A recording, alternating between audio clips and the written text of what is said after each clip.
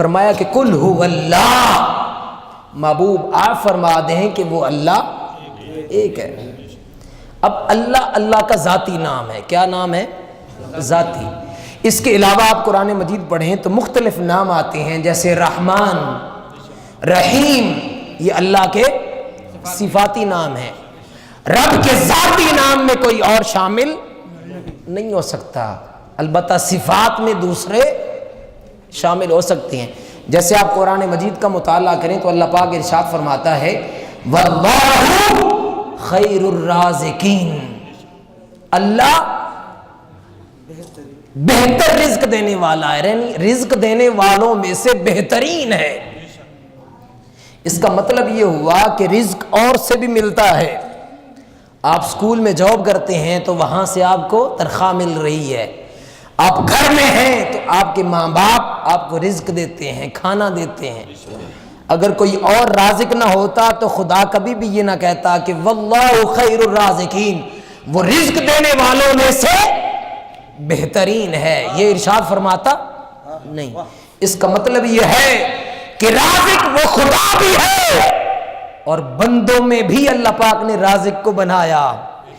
صرف رب رازق نہیں ہے، اس کے بندے بھی رازق ہیں۔ اگر بندے رازق نہ ہوتے تو قرآن میں اللہ پاک اس کو بیان نہیں کرتا۔ پھر وہ ذات کیا ہے؟ رب ہے۔ وہ کیا ہے؟ رب۔ الحمدللہ رب العالمین، تمام تعریفیں اس کے لیے۔ کس کے لیے؟ الحمدللہ رب العالمین، جو سارے جہانوں کا پالنے والا ہے۔ آئیے قرآن سے پوچھتے ہیں کہ باری تعالیٰ تو نے اپنے متعلق یہ کہا کہ میں رب ہوں، کیا صرف تو ہی رب ہے یا کسی اور کو بھی رب بنایا؟ وہ کہتا ہے سنیے، تم دعا یہ کیا کرو، اپنے والدین کی خدمت کیا کرو اور رب کے حضور عرض کیا کرو کما ربیانی صغیرا وقل رب ارحمہما۔ اللہ پاک فرماتا ہے وَخْفِضْ لَهُمَا جَنَاحَ الذُّلِّ، ان کے سامنے اپنے ہاتھوں کو جھکائے رکھنا، عاجزی اور انکساری سے اپنے والدین سے پیش آنا، اور عاجزی اور انکساری کے بعد اللہ سے التجا کرنا۔ وہ التجا کیا ہے؟ وَقُلْ رَبِّ ارْحَمْهُمَا، باری تعالیٰ میرے ان والدین پر رحم فرما۔ کیسا رحم؟ کما ربیانی صغیرا، جس طرح کے انہوں نے بچپن میں مجھے پالا۔ اب والدین بھی کیا ہیں؟ رب ہیں۔ والدین بھی کیا ہیں؟ رب ہیں۔ اگر آپ میں سے کوئی اپنے والدین کو رب کہے تو کیا وہ مشرک ہو جائے گا؟ نہیں بھائی، قرآن کہہ رہا ہے کہ وہ آپ کے کیا ہیں؟ رب ہیں۔ اور پھر ایک اور جگہ ارشاد فرمایا الیس اللہ بأحکم الحاکمین، کہ وہ حاکموں میں سے سب سے اعلیٰ ہے۔ اس کا مطلب ہے حاکم اور بھی ہے اور خدا بھی کیا ہے؟ حاکم ہے۔ اب مجھے یہ بتائیے کہ توحید کیا ہے اور شرک کیا ہے؟